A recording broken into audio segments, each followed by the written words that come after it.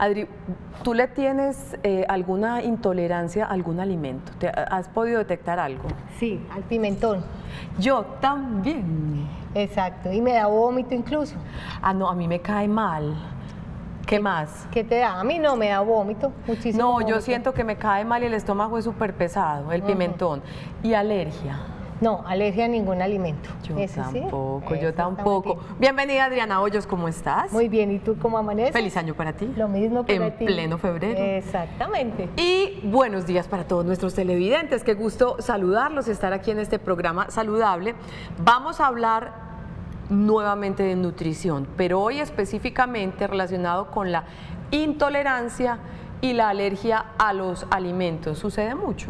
Sucede mucho, pero no sabemos diferenciar bien qué es una alergia y qué es una intolerancia. Y eso es importante porque los manejos son muy distintos.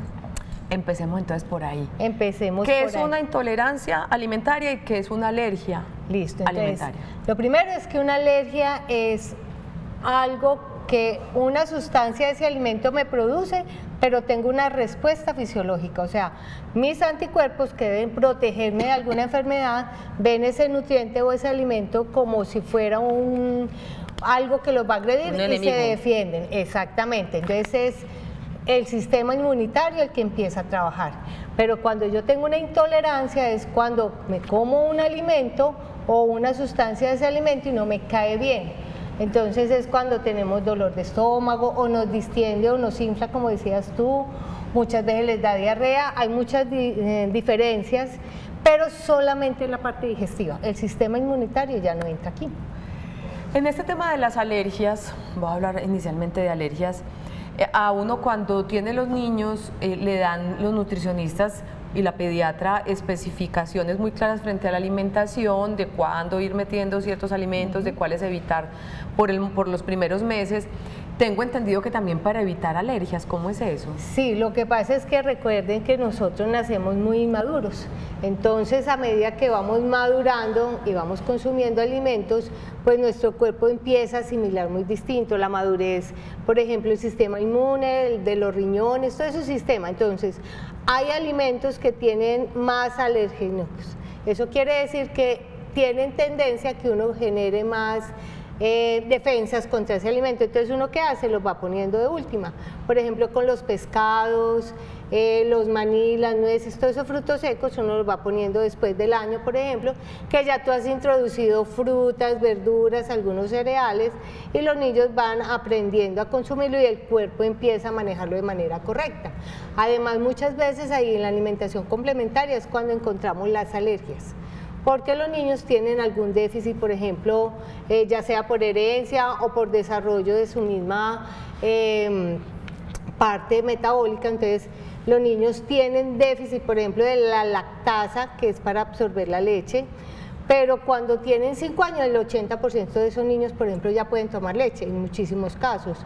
O el 40% de los niños que no toleran el huevo a los 5 años ya lo van a tolerar.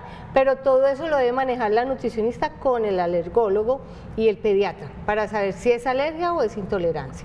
Pero las alergias se manifiestan en el primer año de vida cuando yo empiezo a introducir alimentos. El huevo, ya lo nombrabas, el huevo también, alérgeno, ¿cómo se dice? Sí, tiene sustancias que hacen que el cuerpo las vea como un enemigo y reacciona. La parte inmunitaria se defiende del huevo, de una sustancia del huevo. Pero no en todos los niños. Ah, no, en todos los niños no, y de hecho uno empieza el huevo muy temprana edad, ¿cierto? Empieza por ahí a los 6, 7 meses uno empieza a introducir el huevo y empieza por la clarita que es la proteína y después la yema y uno va mirando tolerancia. Pero hay niños que no toleran el huevo y muchos adultos que tienen, pero no alergia sino intolerancia. Muchas veces se da por toma de medicamentos, por ejemplo a la leche los abuelos o las personas mayores cuando tienen toma de mucho antibiótico empiezan a hacer intolerancia a la lactosa, no a la leche sino a la lactosa que tiene la leche. Pero muchas veces es porque esa flora intestinal con esas bacterias se barrió y entonces hay que empezar otra vez a nutrir bien esas vellosidades del intestino para que la persona vuelva y tolere la leche, pero es el antibiótico el responsable. Ajá, perfecto. Pues con Adriana Hoyos vamos a estar hablando hoy en Sana que Sana, adelante señorita, de estos temas importantes para nuestra salud, y más adelante estaremos con el doctor Oscar Alex Muñoz Mejía, médico internista que nos acompaña de la clínica Cardiovid, para darnos también su punto de vista frente a este asunto de las alergias y las intolerancias alimentarias. Nuestra línea WhatsApp está para ustedes, es el 305-316-6560. Si tienen inquietudes, muy bienvenidas. Uno puede desarrollar una alergia, hablemos primero de alergia, en la vida adulta, algún alimento, o generalmente es en la vida, en los primeros años. No, en la edad adulta también se puede generar alguna alergia, ¿cierto? Pero generalmente tiene que ver con que yo cambie mi rutina de alimentación. Por ejemplo, yo comía pescado una vez a la semana y listo, pero cambio mi rutina y empiezo a comer pescado todos los días, y ya para el cuerpo va a ser una cantidad muy alta, y si no está acostumbrado puede empezar a manifestarse. O por ejemplo, cuando los niños tienen una enfermedad celíaca o el esclerosis tropical, que es la intolerancia al gluten, que es una proteína de la harina de trigo, o sea, de la cebada, de la harina, el trigo, la avena, y esa proteína hace que a nivel del intestino el cuerpo la ataque, dice vellosidades que son las que hacen que se absorban los nutrientes, se van acabando, se producen úlceras. Yo puedo tener una intolerancia y manifestarla ya en edades muy grandes, adultos. Uno tiene pacientes que llegan de 30 años con una enfermedad celíaca, igual puede ser desde bebés. Pero entonces esa enfermedad es que antes el pan me caía pesadito y uno aprende, no, pero en algún momento comió más de la cuenta y se desató toda esa cascada. Pero entonces ahí es intolerancia. No, ahí es alergia a la proteína, al gluten. Lo que pasa es que ahora estamos con modas. Entonces, uno es que yo tenga una intolerancia al gluten, y es cuando yo tengo a nivel del intestino, se producen úlceras, no se absorben los alimentos. Como que me cae mal. No, eso es grave. O sea, la enfermedad celíaca es una enfermedad que requiere hospitalización, manejo médico, hay que retirar el gluten de la dieta definitivamente. O sea, es una enfermedad complicada de manejar y el paciente tiene que aprender. Cuando yo tengo una intolerancia al gluten es cuando tú dices, yo me como ciertos panes, por ejemplo, los que son muy procesados con el panadero, que tienen mucha levadura y muchas cosas, me cae pesado, me pongo toda hinchadita, me duele, muchos tienen diarrea. Ahí es una intolerancia a ese gluten. Uno simplemente lo que les enseña es, primero lo retiras para ver si es eso, y con la dieta uno les va diciendo, bueno, vamos a empezar, pero los menos procesados, unas tostadas, unos calados que tienen menos sustancia, y va mirando y les enseña cómo utilizarlo, ¿cierto? Entonces, por ejemplo, tú encuentras la persona que dice, yo no como parva porque tiene gluten, compro lo que viene con arroz o con maíz, que no tienen el gluten, pero se toman la cerveza. Entonces uno dice, venga, pero es que la cerveza tiene cebada y la cebada tiene gluten. Entonces es a qué que tienes en realidad un déficit o una intolerancia. Ahí ya no sería alergia. Venga, el famoso gluten, ¿por qué lo satanizan tanto, cierto? Porque ahorita venden los alimentos y esos son libre modas. de gluten, libre de gluten, libre de gluten. ¿Qué es lo que se quiere evitar cuando se dice que son libres de gluten ciertos alimentos? A ver, esos son modas, ¿cierto? Desde aquí, desde la perspectiva en consulta, esos son modas. No quiere decir que haya muchas personas que al consumir los productos elaborados, los panes y todos esos productos de panadería, tengan algún tipo de intolerancia, que se sientan inflamaditos, que no toleren bien generalmente el gluten y esa levadura que le adicionan. Pero son modas en el sentido de que tú empiezas, cada que uno tiene un problema de colon o que se siente mal, recuerda que uno puede tener un colon irritable por un estrés, por alguna cosa. Cuando yo tengo un colon irritable, la mayoría de los alimentos me caen pesados, pero es porque mi tránsito intestinal se vuelve más lento, pero es por el estrés. Entonces ya vamos a empezar que tenemos problema del gluten y empezamos a quitar cosas. Esos son modas. Si yo estoy estresada y tengo un colon irritable y quito el gluten, pues voy a mejorar, pero también quito el nivel de estrés que tengo, y uno le recomienda el ejercicio, el yoga, miles de cosas. La persona mejora y tú puedes volver a reintroducir el gluten y nos vamos a dar cuenta que no es problema, ¿cierto? Vea este mensajito para que sigamos hablando del gluten, le vamos a dar gusto a la televidente. Buenos días para ti. Soy alérgica al gluten. Lo más triste es que la mayoría de personas no saben lo delicado que es. Y en ningún programa de televisión dan el tema bien virgen, nos retaron. No dan el tema bien completo, y si es posible sería muy importante que traten el tema. Vamos a ver si cumplimos tu reto satisfactoriamente. Exacto. Venga, el gluten, ¿para qué se utiliza en los alimentos? No, el gluten es una proteína que se encuentra en el trigo, Ajá. en la avena, en el centeno, en la cebada. O sea, es un componente de eso. Yo le voy preguntando, entonces las cosas que están elaboradas con alguno de esos, trigo, cebada, contienen gluten. Todos contienen gluten. Ella dice que es alérgica al gluten. O sea, muy posiblemente lo que tiene es una enfermedad celíaca, o sea, una enfermedad a nivel intestinal que la Venga, más yo delicada. le voy preguntando. Ella dice que es alérgica al gluten. ¿Eso quiere decir que alguien debió haberle dicho que es alérgica o que no tolera el gluten? No, si ella es una alérgica ya debió haber llegado a la clínica, ya el médico la debió haber evaluado y debe tener un manejo médico para eso porque es una enfermedad delicada de manejar. Es una enfermedad delicada de manejar. Entonces ella, si es alérgica al gluten, debe tener un conocimiento muy amplio de qué tipo de ingredientes pueden contenerlo para evitarlo. Una persona alérgica al gluten, ¿tú qué le recomendarías? Bueno, lo primero hay que enseñarle cuáles son los alimentos, las fuentes, ¿listo?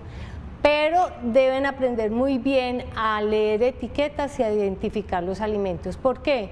Porque ellas solo con contaminación cruzada tienen para hacer reacción. Entonces uno les dice, ojo, las etiquetas dicen sin gluten o tienen una espiguita atravesada con una barrita.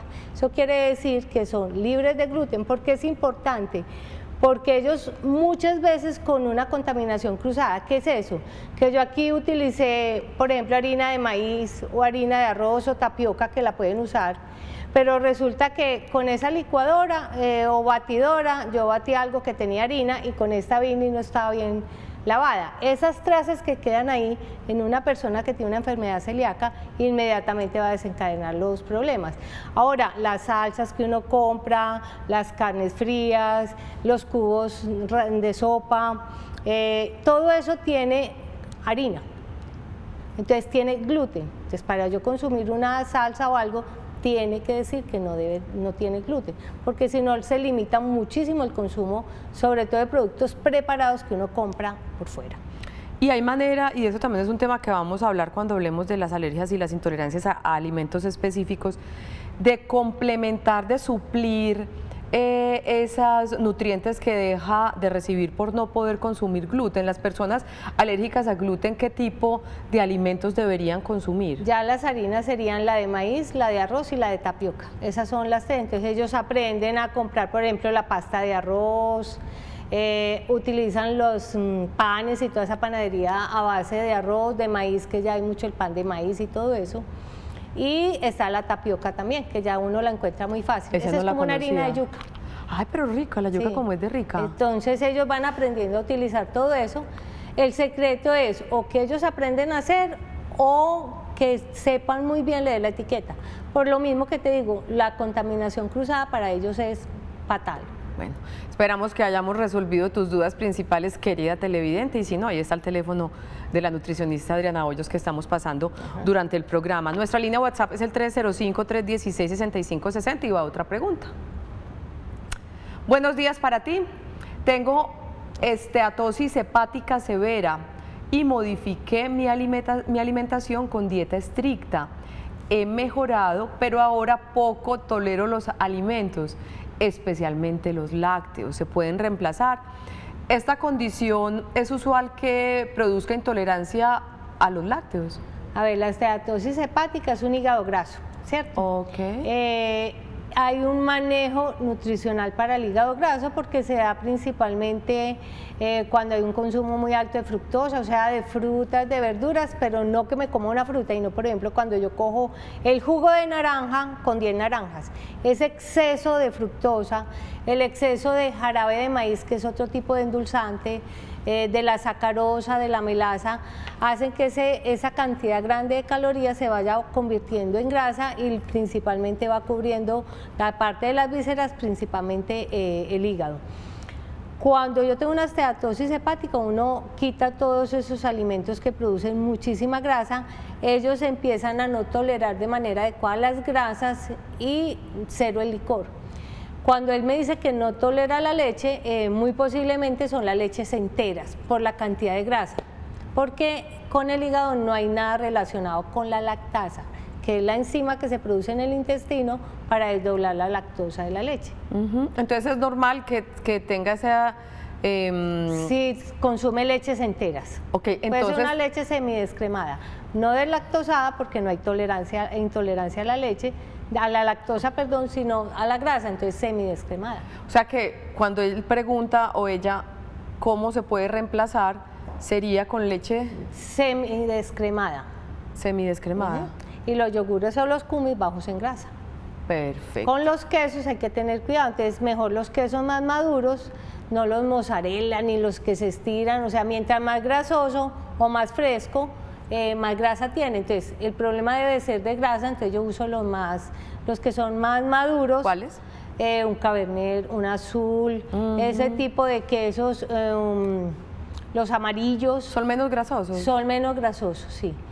O los quesos, por ejemplo, que ahora hay para asar, que se ablandan, pero no.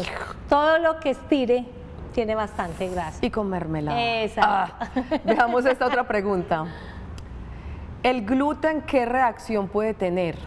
Mija, vamos a tener que hacer programa de gluten completico. Solito. Las personas dicen que no tenga harina, pero todo cereal molido es harina. ¿Cuál es la forma correcta de mencionarlos? Buena pregunta. Bueno, con el gluten ya sabemos, hay dos. Si yo tengo una alergia, es una enfermedad a nivel de intestino delgado, que se ulcera el intestino y es una enfermedad delicada y tiene manejo médico, nutricional, alergólogo. La intolerancia es cuando yo me siento como hinchadita o me produce gases o me dan cólicos, esa es la intolerancia, ¿cierto? ¿Qué no debo usar? No debo usar lo que ya habíamos dicho, el trigo, la cebada, el trigo, la cebada, se me olvidó la otra, la de la cerveza. Sí, la de la cerveza. Sí.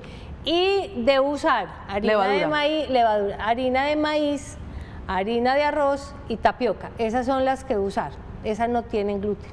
¿Qué reacción puede tener lo del gluten? Hablabas de una enfermedad que es complicadita. Sí, se llama un espruto apical o enfermedad celíaca. O sea, todo el intestino, cuando uno consume gluten, el cuerpo produce lo que yo te decía, la inmunidad se activa, produce inmunoglobulinas y ataca esas vellosidades y produce ulceraciones. Que era lo otro que decía la televidente. De pronto me pueden poner ese mensaje. Ella hablaba que todo es harinas. Todo es harinas, pero se refería... Todo cereal molido. Exacto, es harina, no. Por eso es tan importante saber qué tipo de cereal estoy consumiendo. Si es arroz, yuca, el tapioca, que es la yuca, o maíz, o si estoy consumiendo otro tipo de cereal. Perfecto. Y yo pienso que cuando uno tiene tan claro que un alimento le produce intolerancia o alergia, debe consultar con un especialista, con un nutricionista, con un médico, internista, con la persona indicada para que le recomiende qué hacer, ¿no? Porque hay asuntos que pueden ser demasiado complicados si no se dejan de consumir esos alimentos. Sí, entonces pueden hay que saber carencias nutricionales porque simplemente retiramos, pero no reemplazamos. Cuando uno tiene en consulta a alguien que debe retirar el alimento, siempre le da la opción de consumir o reemplazar otros para que el cuerpo no tenga ningún déficit nutricional. Perfecto, otra pregunta. Buenos días para ti. Frías, sí. Les cuento que las carnes frías y las salsas me dan alergias en todo el cuerpo. ¿Qué me puede estar afectando? Carnes frías y salsas, esa no la había oído. Sí, por la cantidad de químicos que tienen, los nitritos y los nitratos, que son sustancias que se le adiciona para que el producto dure muchísimo tiempo. Generalmente eso es lo que produce problemas en la piel, entonces les dan ronchas, como urticaria, les pica, o otro les da la rinitis, entonces hay gente que consume algunos productos y les da la rinitis, entonces que el estornudo, que se ponen roncos. Obviamente esas son intolerancias. Si va más allá, que se empieza a cerrar, que me estoy asfixiando, que tengo un cuadro asmático, ya ahí sí hay una intolerancia y ahí sí entra el alergólogo y la nutricionista a manejar, porque ahí sí hay que usar medicamentos. Pero ¿quién los manda? El alergólogo o el internista o el endocrino, o sea, la persona que lo está manejando como tal. Es usual entonces que ese tipo de alimentos tan preparados y con tantos químicos puedan producir. Pueden ocasionarlo y muchas veces cuando se incrementa mucho el consumo. O sea, la gente dice, no, yo me como un sanduchito a la semana, listo. Pero cuando yo empiezo a incrementar el consumo, el cuerpo empieza a generar o a manejar mal todo ese mundo de sustancias. Recordemos que todos son químicos, ¿no? De pronto el cuerpo le está hablando y es bendecido y afortunado, porque ni salsa ni carnes frías deberíamos comer ninguno. O consumimos las salsas que podamos hacer nosotros en la casa, ¿cierto? Sí, de manera natural, que se van a dañar en 2 o 3 días si no las usamos, entonces quiere decir que tienen menos químico y que son más aceptables para nuestro cuerpo. Perfecto. Seguiremos hablando con Adriana Hoyos, nuestra nutricionista invitada hoy en Sana que Sana. Nuestro tema de hoy son las alergias y las intolerancias alimentarias. Vamos con Noticias Sana que Sana para presentarles a nuestro siguiente invitado.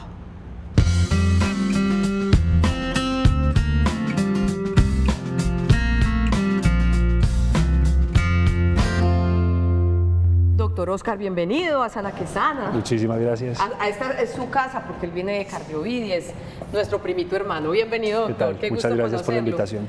Él es el doctor Oscar Alex Muñoz Mejía, médico internista. Doc, ¿alguna claridad más frente a la diferencia entre alergia e intolerancia, como para que arranquemos su parte?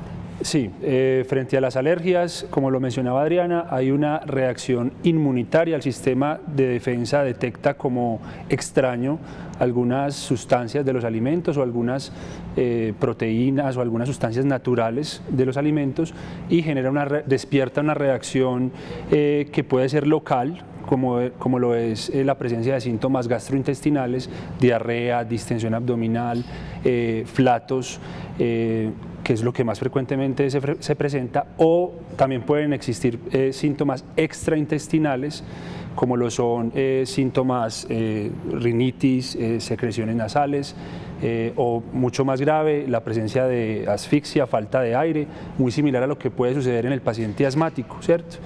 E incluso digamos que ya mucho más exótico, no es tan frecuente la presencia de algo llamado anafilaxia, que es la disminución de la presión arterial como una respuesta frente a ese alergeno. Digamos que ya es el extremo de la manifestación por alergia, ¿cierto?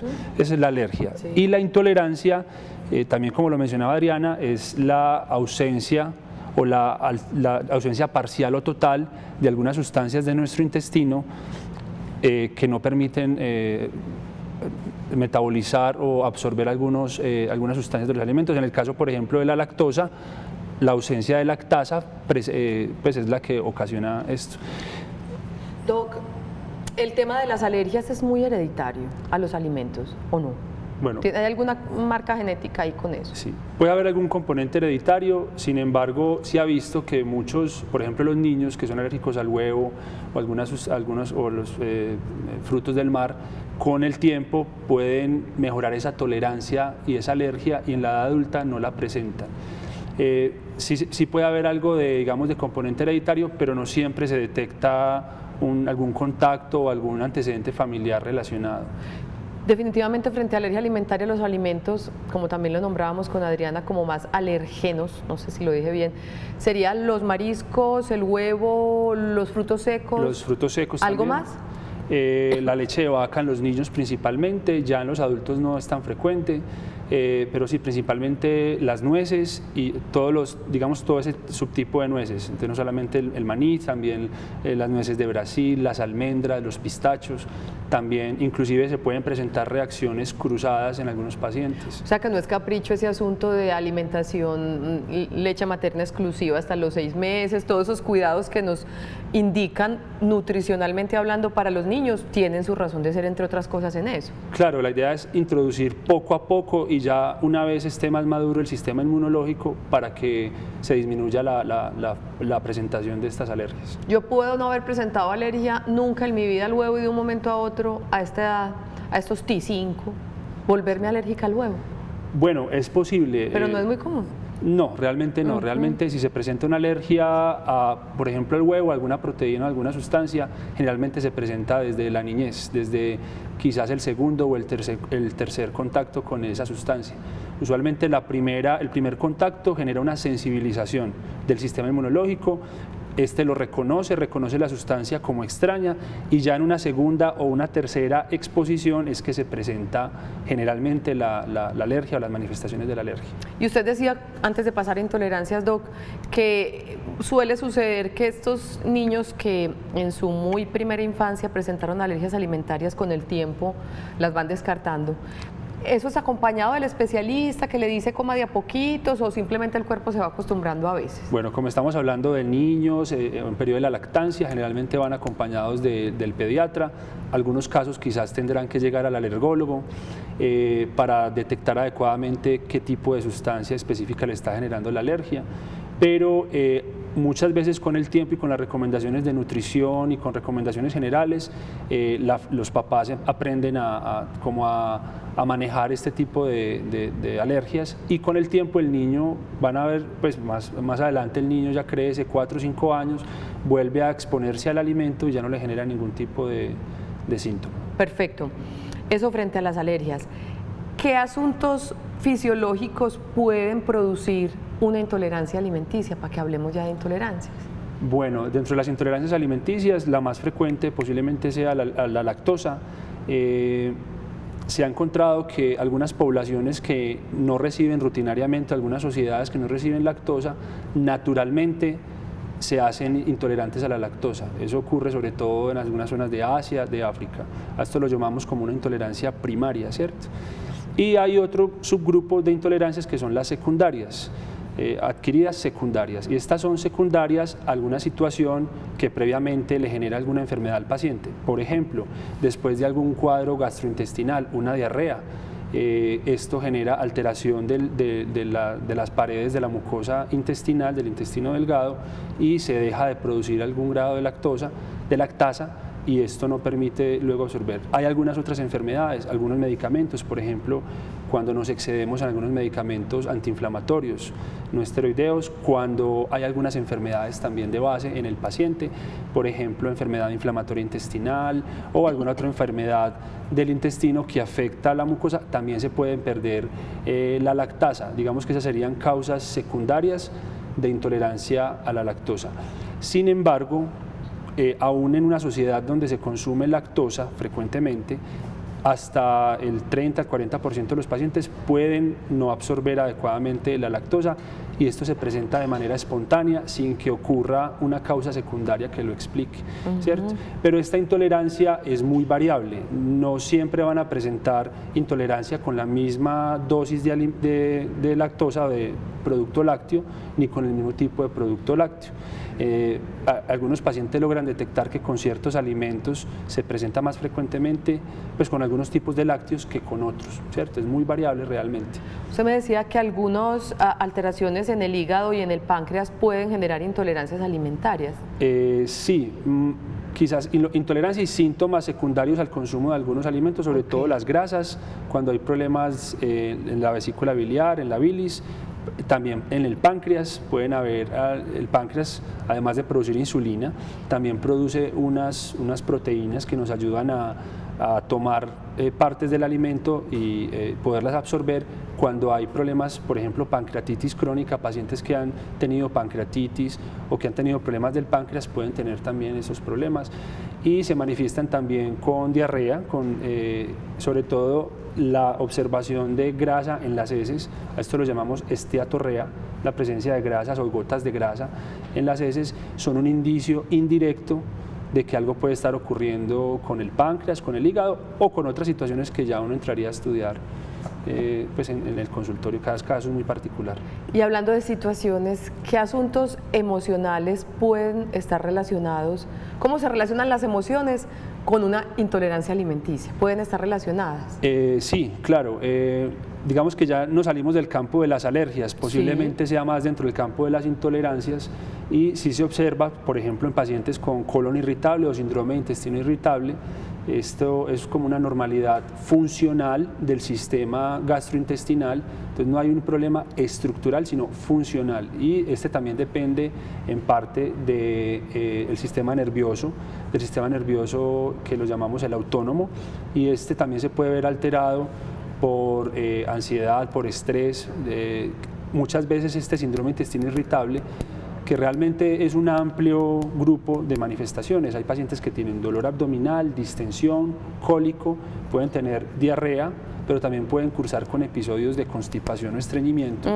Muchas veces están relacionadas con ansiedad, con depresión, también con episodios de migrañas, también pueden estar relacionadas con una enfermedad muy prevalente en este grupo de pacientes, y muchas de ellas mejoran inicialmente con medidas no farmacológicas y con cambios en la alimentación, sobre todo medidas no farmacológicas, ejercicio, practicar relajación, pues como el yoga, la oración, pues son medidas que pueden ayudar en una fase inicial, y ya cuando se salen de control de pronto con estas medidas ya vamos a utilizar algunos medicamentos dependiendo de los síntomas. Doctor, tenemos una pregunta en nuestra línea, veamos qué inquietud tiene nuestro televidente. Buenos días también para ti. ¿La intolerancia puede generar enfermedades autoinmunes como la artritis y problemas de la tiroides? La segunda la dejamos para otro programa porque ese es otro tema, pero la primera yo creo que está bien. ¿Intolerancia y artritis y tiroides tienen alguna relación? Bueno, no necesariamente la intolerancia, pero sí las alergias. Hay algunos, esa predisposición que tiene el paciente a hacer alergia a los alimentos también puede representar una alteración del sistema de defensas que más adelante se manifiesten con alguna enfermedad que llamamos autoinmune o enfermedades de las defensas que atacan como extraño a lo propio. Y hay varias enfermedades, y dentro de estas enfermedades hay algunas que pueden generar dolores articulares, puede generar reacciones cutáneas también, puede generar otros síntomas, afectación de otros órganos. Digamos que no es frecuente, pero sí se ha visto que las personas que son alérgicas a alimentos tienen una tendencia a desarrollar enfermedades autoinmunes, y dentro de ellas, por ejemplo, la tiroides, que es el hipotiroidismo primario, por ejemplo, o la enfermedad de Hashimoto, es muy frecuente, es más frecuente en los pacientes que tienen alergias o atopias, entonces esto sí puede ocurrir. También en pacientes no con intolerancia al gluten, sino con la alergia al gluten, que es lo que denominamos enfermedad celíaca, estos pacientes tienen mayor predisposición a desarrollar artritis reumatoide, enfermedad inflamatoria intestinal y otra serie de enfermedades que denominamos autoinmunes. Entonces también hay cierta predisposición, hay algún desbalance en su respuesta inmunológica, y esto le puede llevar a desarrollar estas enfermedades. Doc, ¿usted se tiene que ir ya o se queda con nosotros hasta las 12? Yo me quedo, eso está muy interesante. Es que habíamos pensado una sección cortica con él, pero yo creo que es muy rico que nos sentemos a conversar, no, que se sienten a conversar ustedes dos y yo a escucharlos, porque tenemos mucho más que aprender con el doctor Óscar Muñoz Mejía, médico internista de nuestra clínica Cardiovid, y la nutricionista Adriana Hoyos. Más que aprender sobre la intolerancia y la alergia a los alimentos. Inquietudes muy bienvenidas en nuestra línea WhatsApp 305-316-6560. Ya volvemos.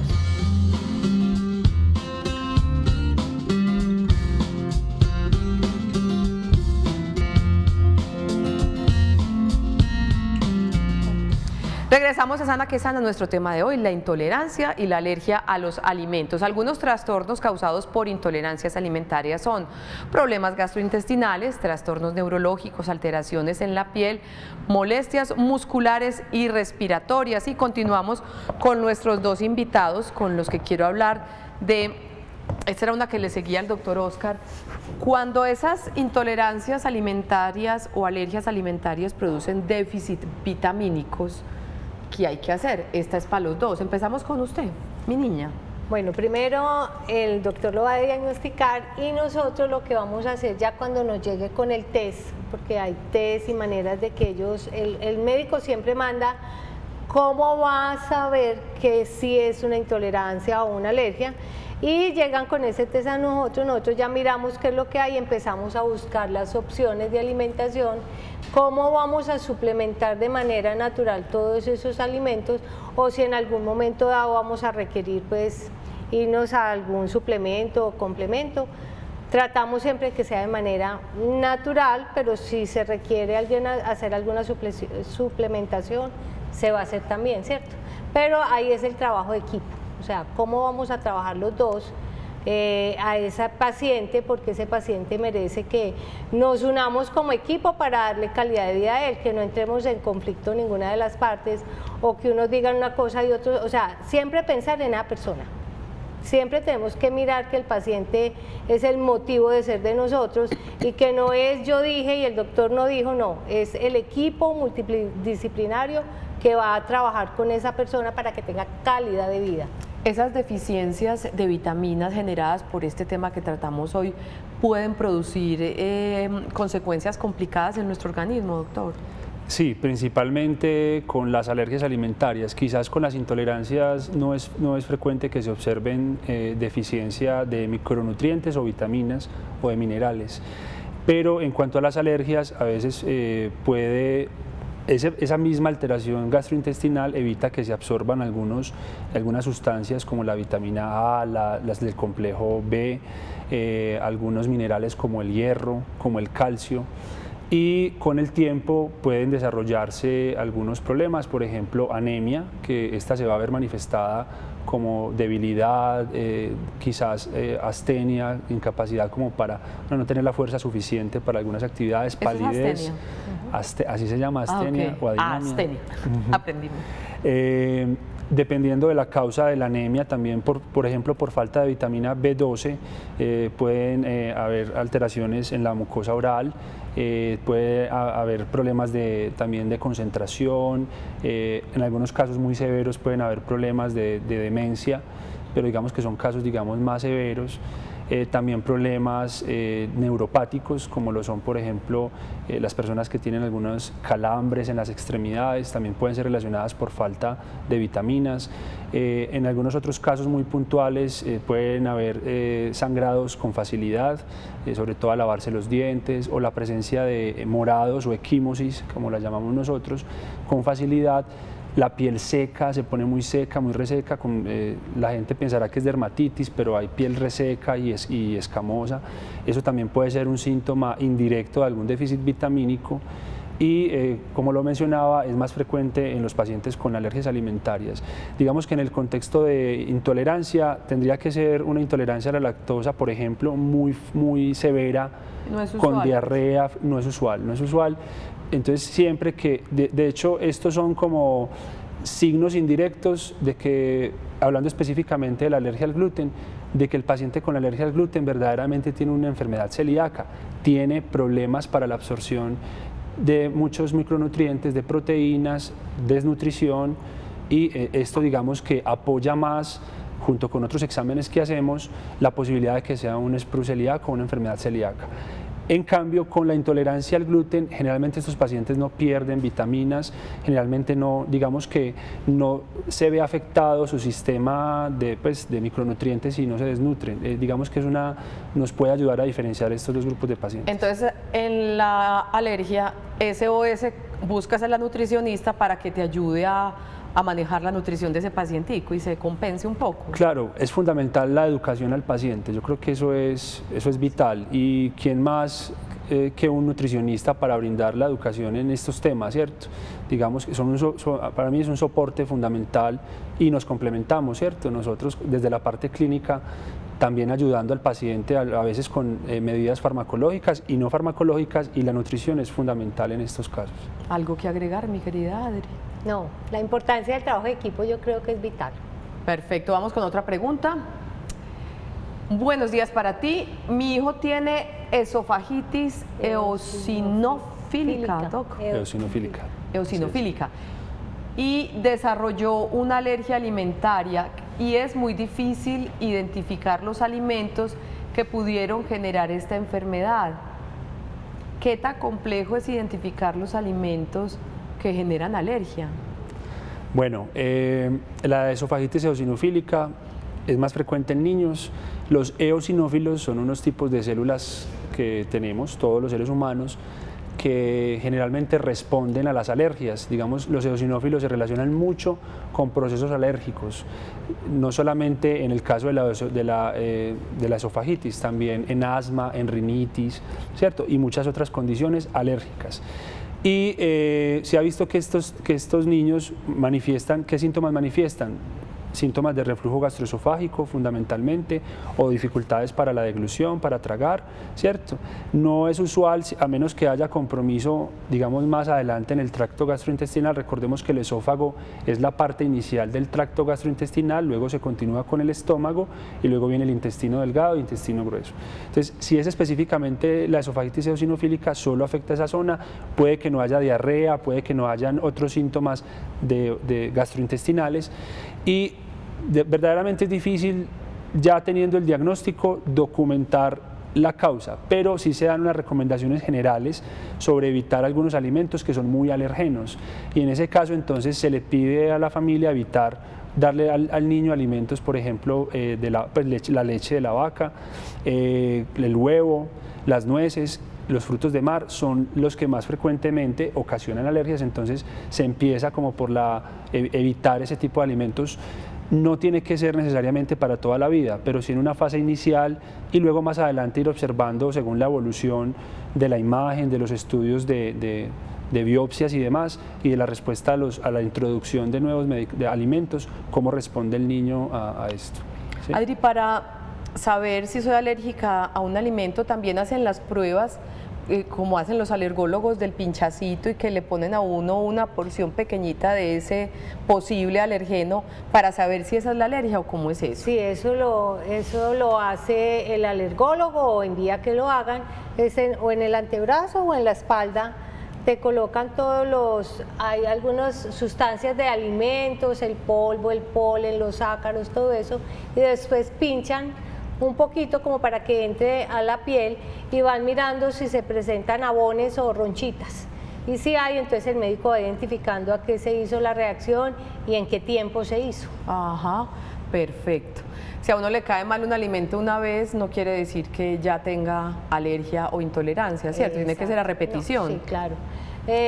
Hay veces que no nos cae bien algo, o sea, que nos consumimos algún alimento y nos cayó pesado, pero no necesariamente tengo que tener una intolerancia. ¿Listo? Si yo vuelvo y repito el alimento, y cada que repito me da síntomas y cada vez van empeorando, mientras más lo uso más empeora, pues yo tengo que parar y empezar a mirar si es una intolerancia, o sea, un problema digestivo, que ya no estoy absorbiendo de manera adecuada ese nutriente. Ojalá yo tuviera intolerancia al azúcar. Pero no, me cae súper bien. Qué cosa. Vamos a nuestra segunda pausa en Sana que Sana. Estamos hablando de alergias e intolerancias a los alimentos. Ya regresamos, y si tienen preguntas, bienvenidas.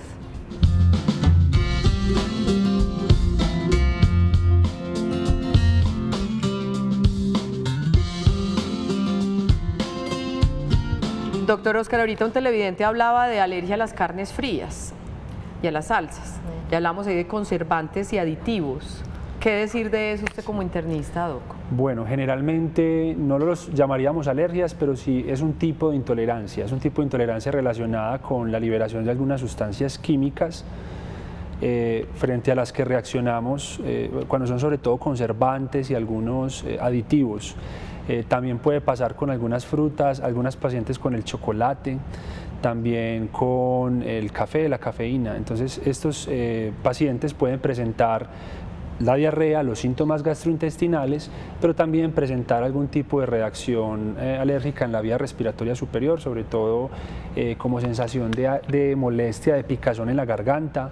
Puede haber algo de brote también y mucha secreción nasal, eso también como síntomas de rinitis relacionados, pero no son propiamente una alergia, son como una intolerancia donde se libera una sustancia en el cuerpo que se llama histamina, y esta histamina, esta liberación, produce esos síntomas. Entonces generalmente el paciente también puede detectar eso, y digamos que la solución es evitar esos alimentos que generan, pues que son sobre todo con aditivos y conservantes, son como los que principalmente lo producen. Casi todos lo tienen, ¿no? Muchos de ellos, sí. Pues excepto las verduras, las frutas. Exacto, la idea es la carne. Volver a lo natural, volver a las cosas frescas. Ajá. Por ejemplo, hay un aditivo que se llama sorbitol, que es un tipo de endulzante y que produce muchísima alergia. Entonces tú lo ves en los productos como para endulzar, en los productos light, en los productos sin azúcar, o sea, todo el día. Entonces son grandes cantidades cuando sumamos lo que nos comemos. Terminan intoxicándose con tanta cosa sin darse cuenta. Algo así.